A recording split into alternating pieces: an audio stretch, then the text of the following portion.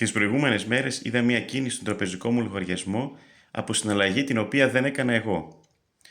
Πήρα τηλέφωνο στην τράπεζα και η κοπέλα μου ανέφερε ότι η συναλλαγή είναι από την τράπεζα γιατί μου ακύρωσαν την παλιά χρεωστική μου κάρτα χωρίς να έχει λήξει και μου έστειλαν μία καλύτερη, όπως είπαν, μία νέα κάρτα την οποία μπορείτε, μου είπαν, να τη χρησιμοποιήσετε και ως χρεωστική, όπως την προηγούμενη, αλλά και ως πιστωτική.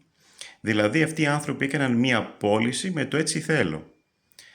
Και όχι μόνο μου έστειλαν μία κάρτα, αλλά έβαλαν και το χέρι τους στην τσέπη μου και μου πήραν και το αντίτιμο που αυτοί θεώρησαν μονόπλευρα ότι αντιστοιχεί για το προϊόν που μου έχουν στείλει.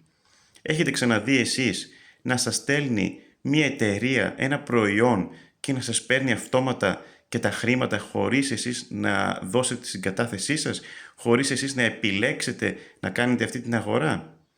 Είναι αυτό κλοπή ή δεν είναι?